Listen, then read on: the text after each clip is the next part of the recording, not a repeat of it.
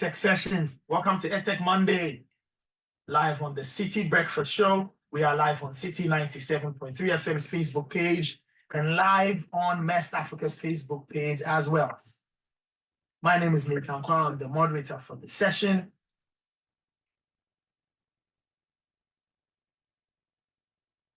And like we've been doing, EdTech Monday is a platform for EdTech entrepreneurs, education stakeholders, and government reps to facilitate critical conversations on the use of technology for teaching and learning. The show is an initiative of the Mastercard Foundation's Regional Center for Innovative Teaching and Learning in ICT, and as part of the foundation's strategy to find solutions to Africa's youth employment by closing the gap in access to quality education and advancing the integration of tech in education policies and practices across Africa. That's why we do this. That's why we do EdTech Monday. That is on the last Monday of every month. Like I said, we are live on the City Breakfast Show, and we are live on City 97.3 FM's Facebook page. We are live on MEST Africa's Facebook page as well. Today we are talking empowering innovation tech investments in Ghana's education. Now, Ghana has made strides in the last few years in adopting technology in education. We are talking digital learning resources, human teachers, and technology-enabled teaching methods. And today we'll look into the current state of the investment in Ghana's education. You need to invest money. And we'll place a lot of emphasis on the opportunities and challenges and what support should be provided for entrepreneurs. Today, we want to understand how we can encourage a more proactive approach to investment in EdTech in Ghana. Now, to help me do that, I have a wonderful panel. I've got Emily Fiagbeji, who's Director of Training Programs, MEST Africa. Emily is the Director of MEST Africa's 12-month training program in software entrepreneurship, where she leads the participant experience, manages the teaching fellow team, and designs the dynamic training curriculum. And she brings extensive experience in working with entrepreneur students and communities worldwide. She has a master's degree in higher education and student affairs, bachelor's degrees in international development studies, and political science. Very good morning. Welcome to EdTech Monday. Thank you. Pleasure to be. Right. My second panel member is Divine. Divine is Senior Program Manager at Africa Education Watch. She's an education specialist with over 10 years of experience in educational practice and policy advocacy, and is committed to promoting quality education in Ghana and beyond through research, policy analysis, engagement with policymakers, authoring policy briefs, conference speaking, and contributing his expert opinion on education issues. He's a senior program officer at Africa Education Watch, which is an education research and policy advocate think tank. And for us in the news, we deal with them a lot. Divine, good morning. Welcome to EdTech Monday. Morning, thanks for having me. Right. Avril Kuji is my other panelist. She's country lead consultant, Jacobs Foundation. Now, the Jacobs Foundation is dedicated to providing evidence-based education for every child's success. Now, Avril fosters partnerships with the government and strategic allies to implement comprehensive approaches focusing on professionalizing educators, fostering adaptable learning, and improving holistic learning outcomes. She's got over 20 years of experience. She's a skilled social development professional in education, child protection, water and sanitation, and volunteering for development. Avril, thank you so much for joining us. Good morning. Welcome to EdTech Monday. Good morning to your listeners, and thanks for the opportunity.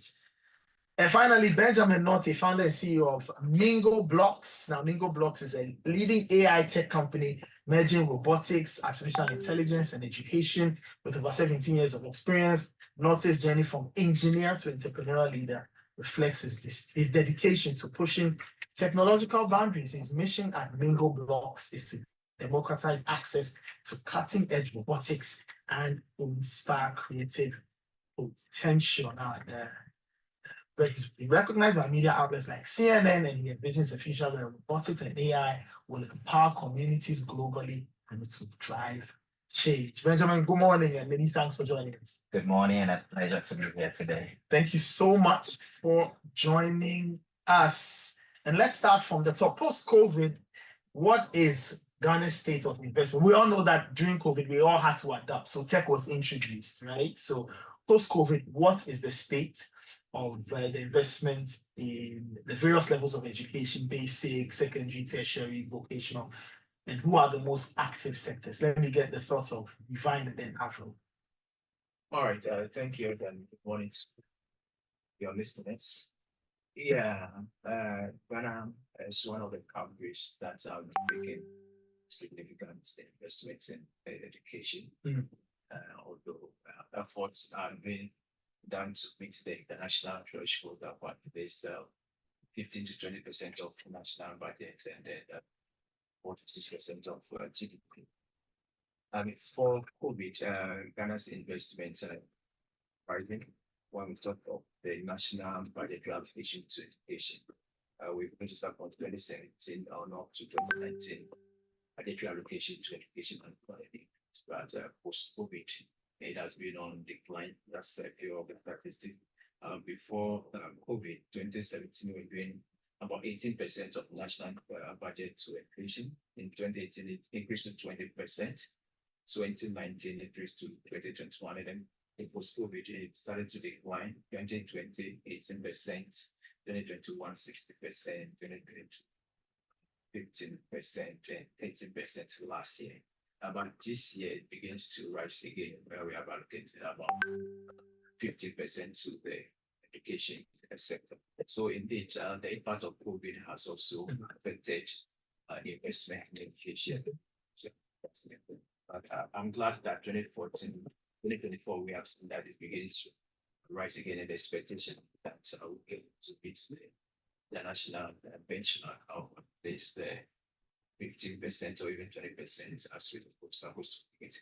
And across the various subsectors, if we want to have a broader look at how it is allocated between the subsectors, then we need to look at the goods and services aspects of the budget, which is the main budgetary line that is used to promote effective teaching and learning in the school. And even if we want to make any EdTech investment, that's the budgetary line that's how to look at. And over the years, at least we look at the past 5 years, at the basic education level, we've agreed the average of 4% of the education budget goods and service line into education, high school is having about 48%, and followed by tertiary, which is having about 8%, and then the other subsectors or TVET follow closely by about 6%. So that's how it looks like in between the several subsectors. Okay.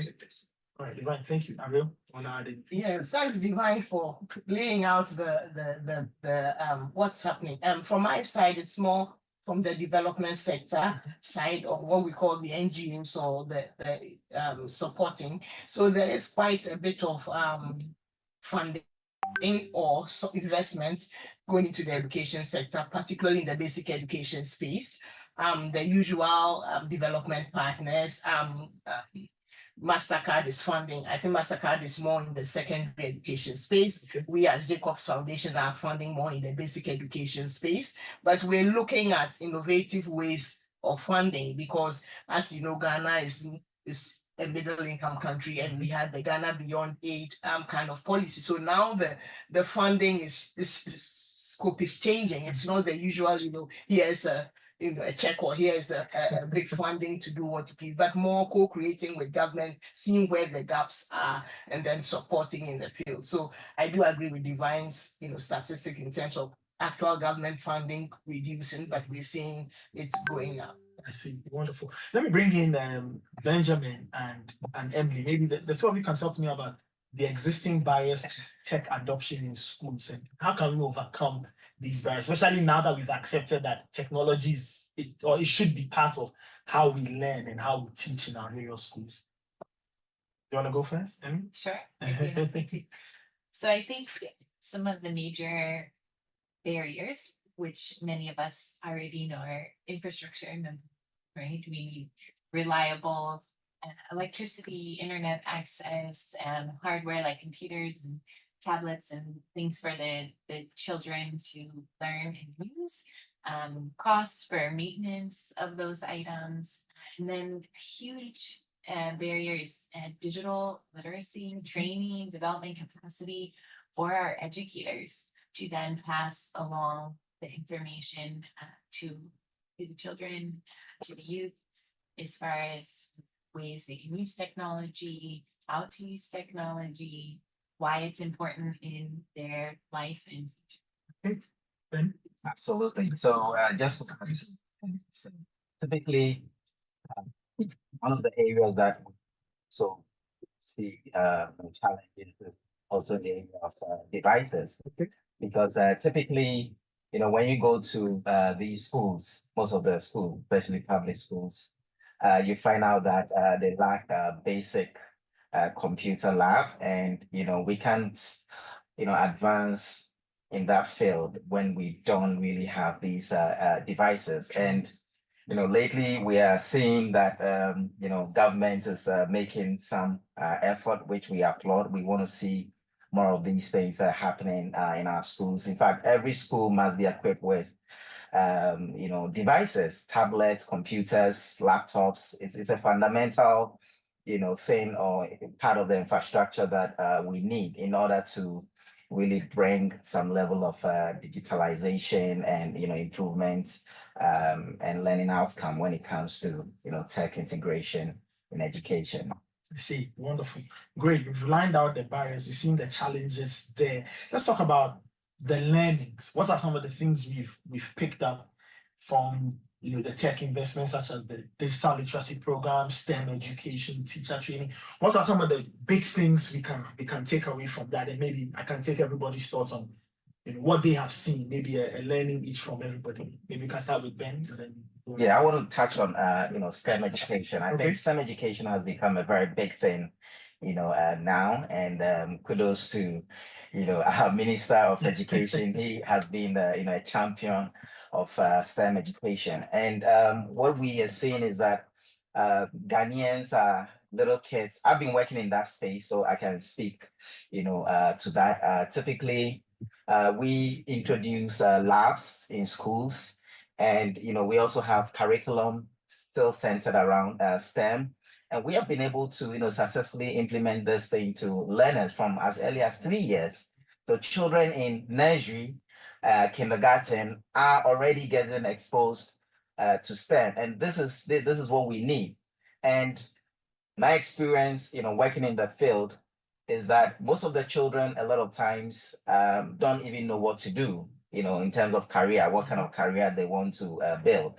But exposure to some of the STEM fields, learning how to make robots, for example, has changed their career path.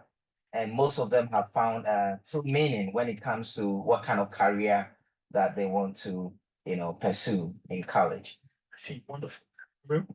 Yeah, thanks. I totally agree with Ben. I think I will take it from the angle of socialization. I mean, in our homes, when a kid is on a phone or a tablet, it seems that you're playing too much on the tablet, or put that phone down and go and study. I was at a conference, I think sometime last year, and a study was done by some lecturers at KNUSC that found that even the mindset of senior high schools, they did some sampling of senior high schools, they saw the tablet as a play tool and not as a learning tool. So I think that getting tools, tablets and devices out there is not the solution. I think that we need to start, as my brother here is saying, start them young, from 3 years, 4 years, to socialize them that this is a learning tool as well. Yes, you can do social media, you can play, but you can use it to learn. And I think that's the first step, because if we give every child a tablet, or every senior high school student a tablet, they may not automatically go to it for studying. We have to be intentional about making it a learning tool. And I think that's where some of the work should start from. That's my takeaway in terms of this whole. So I'll talk about reorientation. Yes, reorientation and socialization. Wonderful. Thank you. Yes, Your so thought, the same question. I'm aligned with the other guest here. I think exposure is huge from a young age, as mentioned, and not only exposing, but then realizing once the child takes interest, how to then help them channel that interest further. What can you now do? So you like computers, you find an interest in the keyboard. Okay, this is what you can do with the keyboard, and ensuring that in our schools we are not only exposing, but then helping to cultivate interest for directing them to the next step of use of technology all the way through education system. Yeah, I usually follow them. Tend to integrate and take into education space, especially at the pre-tertiary level. And for me, the lesson here about them are one, promoting EdTech goes beyond making the devices available.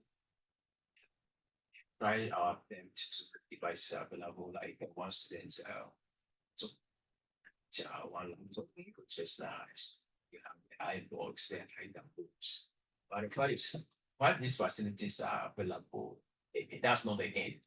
Once we have tend to see how they are used to promote effective teaching and learning, and for me, the lesson mainly is that we have not yet there to ensure that we have effectively integrated these devices, although they may be made available in our schools. We have not effectively utilized them for promoting teaching and learning that warehouse and learning outcome for all learners. And the second thing is that moving forward, we'll need a broader plan to ensure that if we want to implement EdTech in our school, it shouldn't be that it is ad hoc, or I dream of something and then I come and want to implement it. It should be that there's a strategy that we want to implement, and that strategy should include how we even close the digital divide between the urban students and then the rural students, and then how we ensure that connectivity is improved across the country in our schools. So a little bit beyond that, enhancing teachers' capacity, for me, I think was one of the lessons I've learned, that there's a slow pace in ensuring that teachers' capacity is enhanced for them to help the students. Even if you go to the colleges of education, less is being done to ensure that teachers, when they are coming into the classroom, they have the skill set to ensure that when technology is available, they can ensure that, and not except for students that are doing elective courses, ICT as elective courses, we don't place in demand ICT elective students doing programs in ICT that will prepare them. And even for me, I look at the curriculum and the curriculum. EdTech actually is not just about having knowledge about Microsoft or Excel, but that's what is happening at the colleges. It's a lot. So for me, I even feel that it's not about the college that will have to ensure that teachers' capacity. And then even those that are on the field, and there's a conscious effort to professional development, their capacity. I see. Wonderful. Still listening to EdTech Monday on the City Breakfast Show. We are live on City 97.3 FM's Facebook page. We are live on MEST Africa's Facebook page as well. This morning, we are chit-chatting on the topic empowering innovation, tech investments in Ghana's education. On my panel, I have Emily Fiabeji, who's with MEST Africa. I have Divine Bear, who's with the Africa Education Watch. I've got Avril Kuji, who's with the Jacobs Foundation, and Benjamin Norty, who is with Mingo Blocks. All right, let's move it on. Let me bring Benjamin. Let me stay with Divine, and let me bring Benjamin. Let's talk about technology investments and how they can be effectively integrated into the education system to ensure that we are getting the right outcomes. We want to meet targets. We want to ensure that we get the right things at the end of the process and to give students proper educational experiences. Maybe Divine, I can start with you and then I'll go. Okay, so I've already laid the foundation to ensure that we get the best out of investment. It's all about knowing that we need not to just make the available, but they are good to use. So the utilization is very important because I look at this, the iBox and the iCampus as nice, fantastic investment, but you do not see the input to use. They are there, but I don't know how many teachers are using the devices to ensure that they are input effective use. And again, it is mostly also about ensuring that we are able to bring all the actors on board when we want to make a tech investment. And have to identify the actors, both the private and then the public space. And look at all the person as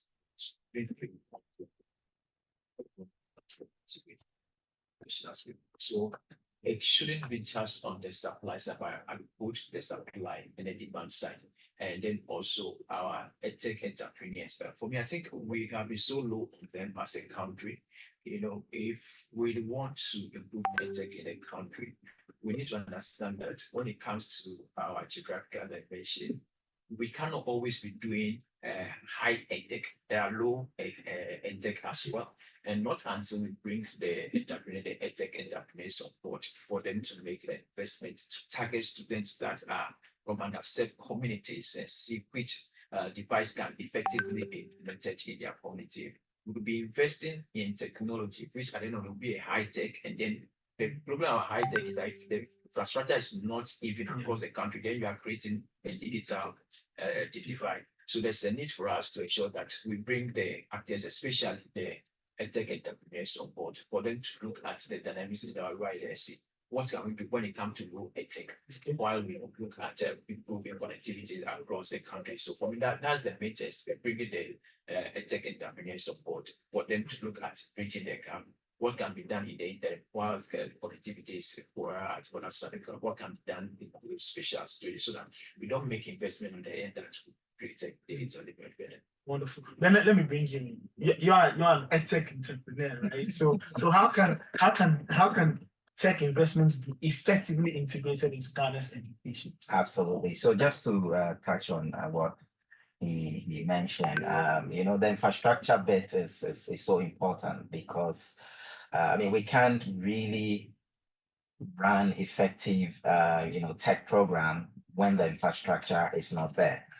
Take for example, we design robots, educational robots, and we have these robots being used in schools. So imagine a school that wants to use these robots for STEM learning that doesn't have, basic things like computers. How's a robot going to work without computers? That's nearly impossible. So the issue of infrastructure development, cannot be, overemphasized. And then I also want to touch on, the issue of how we can also align various stakeholders such as businesses, NGOs, and government, because these days recently I followed news about the Otumfuo Educational Foundation launching an AI lab. That's a classical example. These are the things that we want to see where these NGOs and other stakeholders actually come together to promote the integration of or make the necessary investment to bring about development when it comes to EdTech in schools. Wonderful. Let me bring in Emily and Avro. Maybe you can talk to us about the initiatives that are in place to promote entrepreneurship and innovation among students, and how can tech support these initiatives? Let me start with you. Get Avro's thoughts. So maybe I'll start by Ghana is so interesting in that entrepreneurship is sort of in the lifeblood of the country, right? Everywhere you go, just like in traffic on my way here, I see entrepreneurs all around me on the roadside. And so it's looking at how do we take that natural instinct and put it into our curriculum to help our students realize that entrepreneurship is something actually we're very familiar with. And then not only just buying, selling, having side hustles, but how do you then use technology to create a business, to solve a need, to solve a problem? And what we're seeing now is that schools are doing a lot of startup competition. There's innovation in startup clubs in schools. You see it a lot in universities, and you're seeing amazing ideas come out of universities, of secondary institutions already. So these clubs and organizations, I would highly encourage that those keep going and become a part of the education experience for our students. There's also, the government has the entrepreneurship program and the EIP as well. There's lots of organizations that are partnering with schools, as was mentioned earlier, how NGOs are co-creating their investing in training young adults in entrepreneurship, and then also the use of technology. Yes, thanks. I totally agree with Emily. And I think that one way is bringing in social entrepreneurs like my brother here. You know, they do a lot of these EdTech related apps and things like that, but it's not to scale. And probably they would need support to scale them up, because I mean, I don't know how many schools you're working with. This is the first time I'm hearing about it, but it's quite exciting. But how do we scale this? How do we ensure that this is available? How do we bring in young people to see that this is a route for a profession? It's a career path, you know. So support for social entrepreneurs that are developing this kind of app, and also doing more research into what works. You know, there's a lot happening. If we decide to start listing tech interventions in Ghana alone or Accra alone, you would marvel at, you know, the number of things young people are doing. But what our goal is to promote education or to promote learning. And so it would be good to have evidence to see what models work in our context, looking at even our infrastructure. As Divine here said, we don't have the infrastructure. We probably cannot just go to the US or someone and just bring down and say this should work. But looking at our context, look at what works for us and how do we scale these different models that already has been developed, and how do we bring young people to the table. I know that telcos and all that have programs that they are doing coding, some schools are doing coding, but everyone is working in their little silos. And how do we bring it all together and scale? And I think that's the next step of looking forward to this. Wonderful. It's about bringing the energies together, bringing the synergies together. Then let me come back to you. Let's talk about tech investments in education. You mentioned infrastructure and all of that. We've got big challenges on our hand. Infrastructure is one, teacher shortage is another, curriculum gaps and all other things.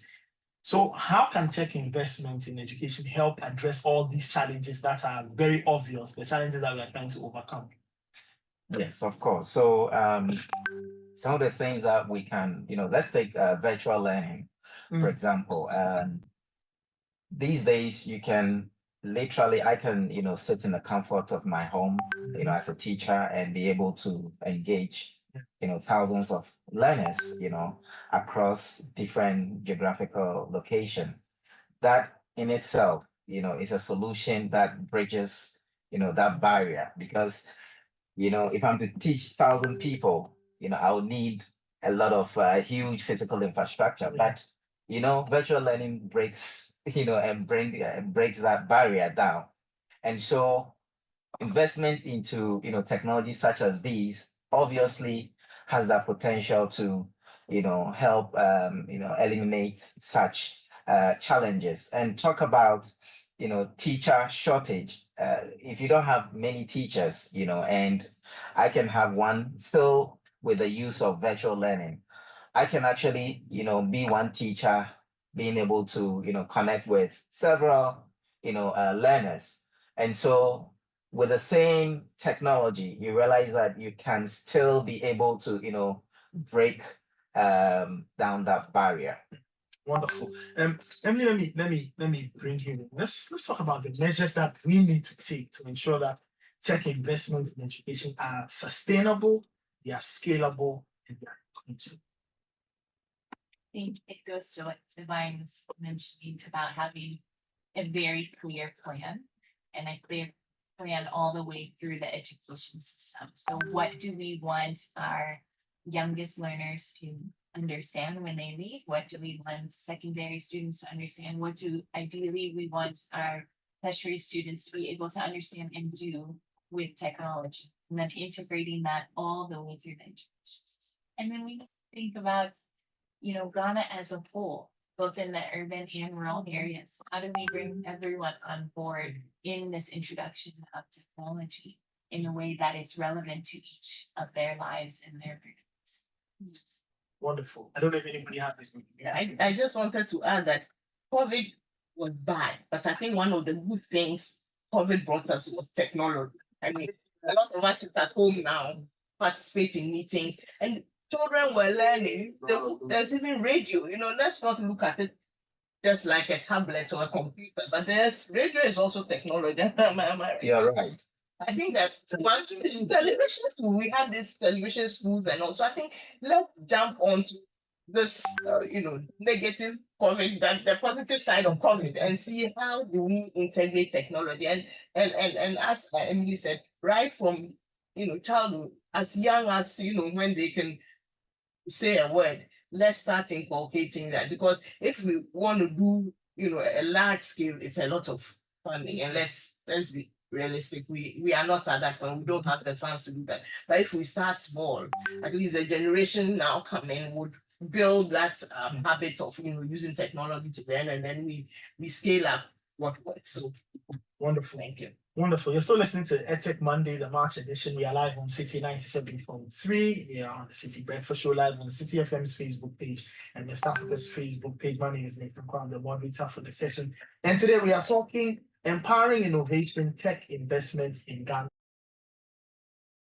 If you are the G of MEST, Africa Divine Hill, the Africa Education Watch, Afukuji of Jacobs Foundation, and Benjamin Norty of Mingo Blocks. Divine, let me come back to you. Let's talk about the private sector.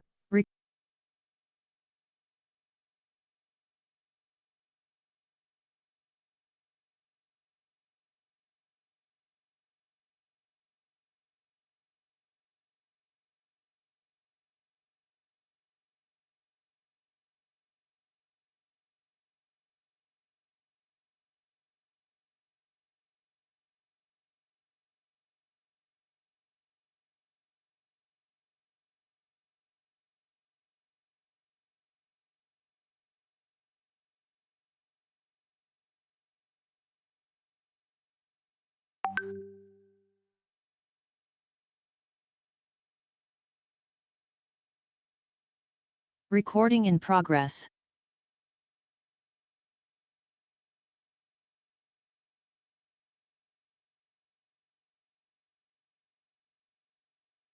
By those that would have been financiers for EdTech, the entrepreneurs should have been there. The civil society that would have been doing the advocacy, the parent body would have been there to ensure that when the devices are out of the EdTech rollout, there is an acceptance on their part. There are other regulatory things that would need to be done to ensure that privacy of students are also protected. So we need a lot of people on board. So that's why for me, from the onset, I was saying that it cannot, this EdTech integration, as we are seeing, it cannot be left on the table of the ministry alone. Okay. It has to be a broader conversation that everybody is on board from the onset. That when we even want to bring in the private sector, they have known that, look, this is what the country is trying to do when it comes to education and integration of IT into it. So what investments can we make? And then also the entrepreneurs also would have also identified their role, as I mentioned earlier, that their role cannot only be about this broader high-tech technology. As I mentioned, look, the television and then the radio, they are all parts of the EdTech. Classify them as looked EdTech. And you would have seen that those who have a higher penetration to areas that the internet connectivity may have been, well, what can we do to make more investments into it? And then also the regulatory aspects would have known that when teachers are online with the students, this is what they actually needed to do to protect the student. For me, so it's all about a plan. I keep talking about the plan because I don't want it to have it to be a piecemeal approach, because we've done a piecemeal approach and we see where it has ended. We tried one student, one laptop at the basic education level where we supply RG laptop to them. We don't know where that one also ended. We've done one teacher, one laptop, which is not going on. So it shouldn't be piecemeal, but we have a brand plan that while we are biting at the end of supplying the devices, we are also ensuring that investment is sustainable. Currently, if you look at government EdTech initiative into the education system. Let's talk about that. Just to plug in that, the government is launching a smart schools project.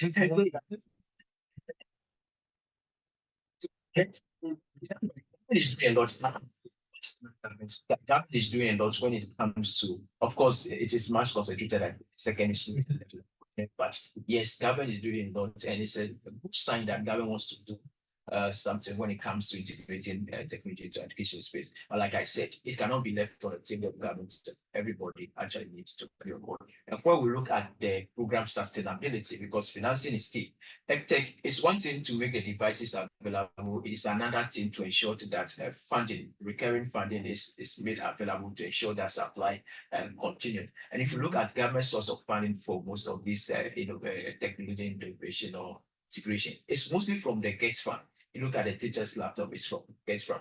If you look at the one laptop, one tablet for student, the financing source is from Gates Fund. And there will always be a push from civil society that Gates Fund is not meant for that. As much as EdTech is good, Gates Fund, its main objective is for infrastructure. So CS will also continue to push that. We will not use our money for infrastructure because we still have issues to deal with when it comes to infrastructure. So we don't use. So it means that we need an area that the financing can be more sustainable and more reliable. And that's what the private sector will also have come in. That's why we need everybody else. Just to corroborate or kind of support what you're saying, Nana Jemfi Edrabo, he's with the SENBUS, the director at the National Distance Learning and Open Schooling Office, and he talks about the fact that the smart school will be done in a phased implementation way. There is a 15 school. Yes, the focus is on SHS 1, SHS 2, and 3. So they selected 15 schools. And additional schools will come, and he says they've come close to 503 SHS. So it goes on to support what you're saying about the focus being a lot on the SHS, and maybe we need to start thinking a bit more about going down to the basic level, and then maybe doing a bit more higher up at the tertiary level. So we'll see. Let's move on and talk about the role of investments, and Emily, you can share your thoughts, and Benjamin as well. What role can investments in emerging tech like artificial intelligence, robotics, automation, what do these things, or what do these investments or emerging techs, what role do they play in shaping the future of work? And how can we incorporate all these things into the current educational curriculum? So I'll start off. It plays a huge role, but I think it gets back to how we integrate it into our curriculum. So it connects with what we were just talking about. Having the hardware is good, but then not only giving a child a tablet or a student a tablet, but what can you do with it? And exposing our students to the possibilities with technology. I think exposing them to emerging tech is really important. In Ghana and many emerging markets have done something called leapfrogging in so many ways. You essentially skip the process of the technology development, right? So we went to mobile phones before landlines. Primarily in my country, access to mobile phones was more than access to landlines. Went to mobile money before people had access to bank accounts. Actually, I think emerging tech will be the same thing. I think we're going to see that artificial intelligence, these new technologies are something that we're adopting very soon, very quickly. And so how do we introduce those to our learners early so that they know responsible use of it, they know the power of it, they know the possibilities and the opportunities. I see. I'm very happy you mentioned the responsible use, because for a lot of parents, that is a key point, the responsible use of tech, or you introduce young kids to this. How are you ensuring that they don't get into this space where it becomes very detrimental to their own mental health or their own growth and development? Then you are in that space. So maybe you can tell us a bit more about what we can do with emerging technologies vis-a-vis the future of work, and how we can incorporate all of this into our educational curriculum. Absolutely. So Emily has nailed it. And just to support what she said, emerging technology is going to transform everything, but it's already doing that, and it holds a lot of, or it brings to us a lot of opportunities. Now we are seeing a lot of new job opportunities. We are seeing, areas or fields that are emerging, very fast, and it's created this huge opportunity. And so we need to be able to, as it were, introduce our young learners, to these technologies at a very, very early, age. And I'm happy that so far as a country, we are beginning to embrace the whole idea of STEM education because, that holds the key to the kind of future that we are looking for. Because when the children are given this kind of skill, this kind of exposure, very early, it goes a long way to help. Typically, sometime in 2012, I met a young boy at Prempeh College. We had done a boot camp.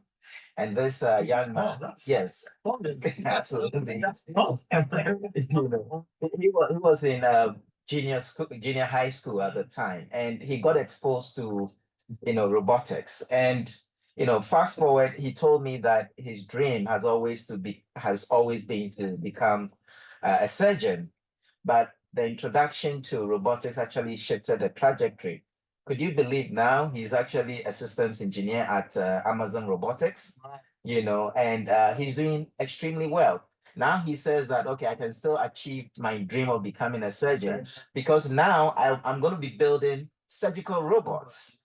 So this is how beautiful this whole thing, is about. And if we're able to take it very seriously, as a nation, our children are going to grow up to become very competitive. They're going to, stand up and be able to compete with the rest of the world and do extremely and exceptionally well. I see. So from what you're saying, if this gentleman, after so many years, can figure out that I can use this to build surgical robots so he can still become a surgeon, it's all about taking the tech or the knowledge and bending it to fit your profession, I'm assuming. Absolutely. Because for a lot of people, the assumption is that once you go on this road of tech, robots, and things, you are going to be a coder, this, that. But lots of people. So I guess now it's a matter of reorientation. Yes. People need to know that you can take the technology and apply it to whatever field you are working in and it will work. I see. Interesting. And I can give another example, So when we are making robots, we build software and we build, AI solutions. And it will interest you to know that, some of the applications that we are building now requires us to know music, understand music. So you may think that, music has nothing to do with AI or tech, but you find yourself in a space where suddenly you need that knowledge, you need that background to be able to design, a solution. Wonderful, wonderful. Final question, and I throw it to everybody.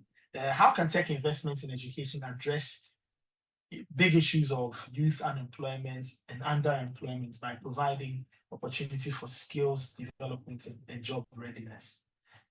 We've said a lot, so let's just wrap it up on this. How can we use tech investments to address youth unemployment, to give people the opportunity to find work and create something very decent out of themselves? I don't know who wants to go.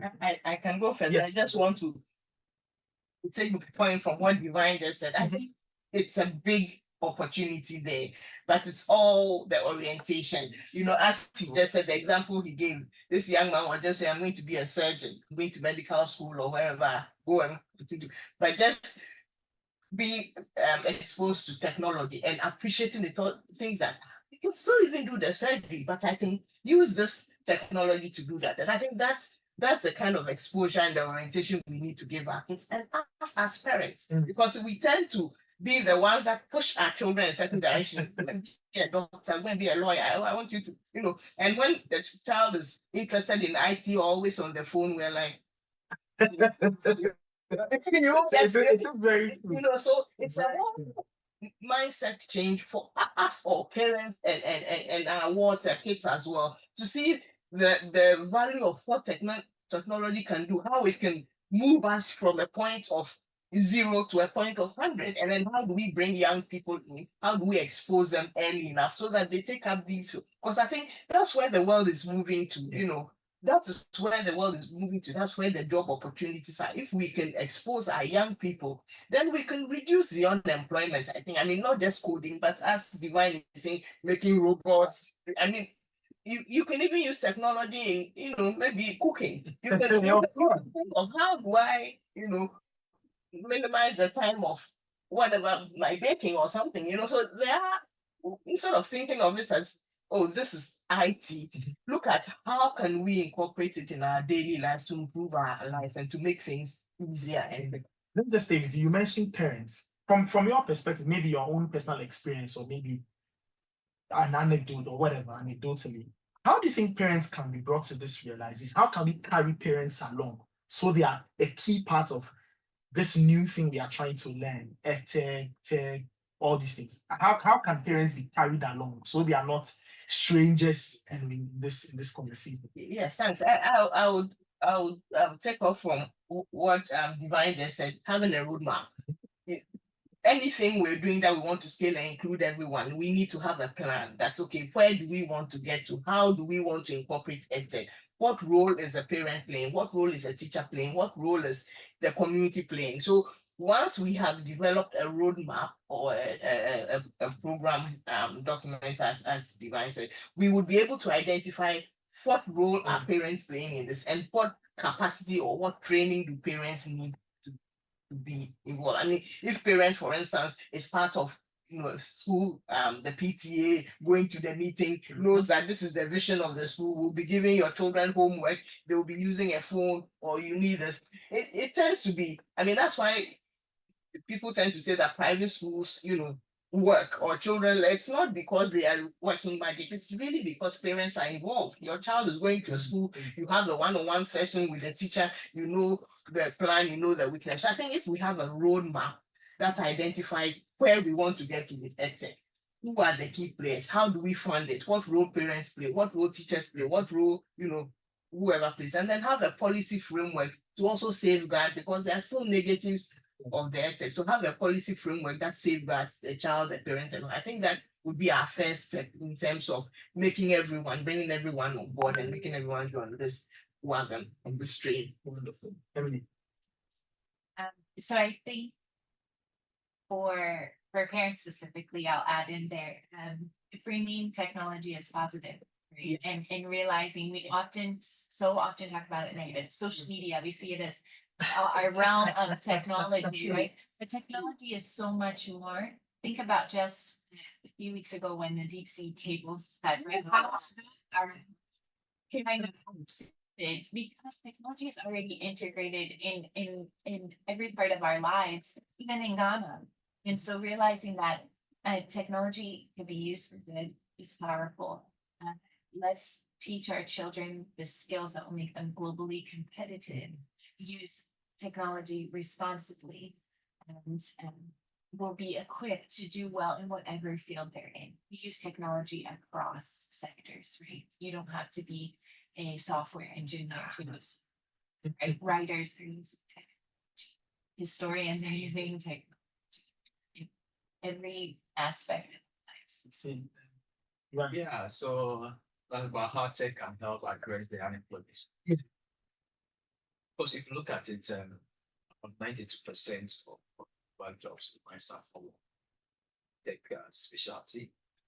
That tells you that we want to help our students be employable in the future. They need to equip them. It's the basic of ICT. For me, if about 92% of jobs require that, then it is not an option to say we want to do it, we don't want to. We have to. We have to if we want our learners in the future to be engaged, especially when they have to be competing with AI to be relevant in the job market. It tells you that you need to be tech savvy. That's very important. That's why we need to start the development even right from the basic level, even as we build up to secondary and then the tertiary level, because at the end of the day, that's what they need. And then also for the benefit that we can dwell on them to improve learning content for learners. That's that even not necessarily a teacher is with you before you are learning. That's somewhere you are still being engaged. That's why the concept of the iBox and iCampus in our senior high school is a very brilliant one. Where we need to see how we can equip the students to ensure that even they can have the connectivity to these devices while they are on campus. Like I mentioned, we need that plan, even such that if a student cannot have a device in school, we have a policy that will have a limit that students can bring these devices for the sake of learning in the school, and then we have regulatory framework to see it, how they can use it.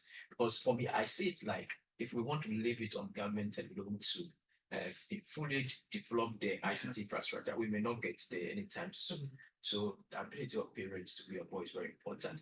And that's why we need to even have a policy that, because we already have a policy that you can bring devices to school. Yes.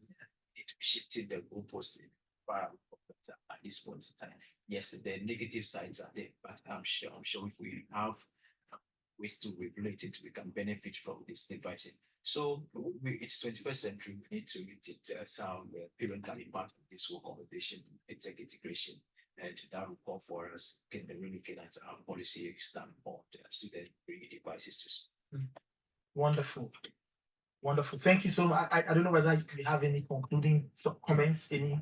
Yeah, so just to support what Divine said. I think one thing that I get a bit concerned about when it comes to tech integration, how sometimes we leave some students, some group of students behind. Typically when in high school, there's always been this perception that visual arts students are somehow not smart. And absolutely.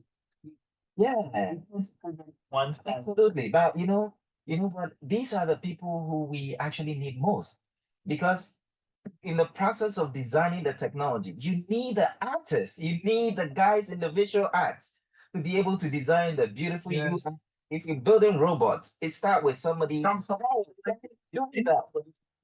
so we have to also get to that point where we create that sense of belonging. We bring everybody on board, especially those in the arts, and then also those in the vocational areas, because trust me, if you're going to be a mechanic, the future mechanic has to have very strong understanding of how computer systems work, because if I absolutely, if I bring my self-driving car to you, and how you going to diagnose, how you going to troubleshoot, how you going to fix it?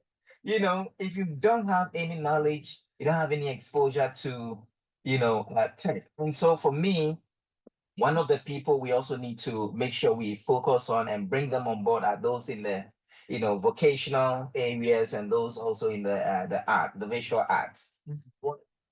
Thank you so much. It's been fun. For me, the takeaway. So we've mentioned integration, which is a very important takeaway. Integration. We need to understand that tech is not this mysterious subject that exists in there. Tech is with us every day. You use a mobile phone, you're using tech. So meaning that it works across anything you do. So if you're a journalist like me, you need tech. The medical doctor needs tech. The teacher needs tech. Students need tech. So we need to think about that. And then socialization or reorientation. That was the point Afro was making. Reorient people's minds. Let us take away the mystery. We need to understand. We need to embrace it. And then regulation is key. So whilst we embrace, we put in checks and balances to see, the negatives, spot them and how to deal with them. But I guess funding and providing infrastructure is at the heart of this. The money to provide the funding and to put everything in place. It's been wonderful. Thank you so much for listening. Let me thank my panel members. Divine Beth is a Senior Program Officer, Africa Education Watch. Let me thank Emily Fiabeji, Director of Training Programs, MEST Africa. Let me thank Avro Kuji, Country Lead Consultant, Jacobs Foundation, and Benjamin Naughty. Thank you so much. He's founder and CEO of Mingo Blocks. And many thanks to you, Algeb, for listening to the March edition of EdTech Monday 2020. For today, we're talking about empowering innovation, tech investments in Ghana's education. It's very, very important. We need to provide the money, provide the funds, provide the infrastructure, and we need to do all the things: integration, socialization, regulation, bringing everybody on board to ensure that EdTech becomes a reality. It's not a dream, a reality in our spaces. Ladies and gentlemen, thank you so much for coming once again. It's been fun chatting with you guys. I'm sure we'll speak again soon. Thank you very much. You're still listening to the City Breakfast Show. That's how we wrap it up. March edition, EdTech Monday. We are back of the month. Every last Monday of the month, run across the whole of 2024. It's a platform for EdTech entrepreneurs, education stakeholders, and government leaders to facilitate critical conversations with the use on education and the use of technology for teaching and learning. The show is an initiative of the Mastercard Foundation's Regional Center for Innovative Teaching and Learning on ICT. And part of the foundation's strategy is to find solutions to Africa's youth employment or unemployment by closing the gap in access to quality education and advancing the integration of technology in education policies practices across Africa. South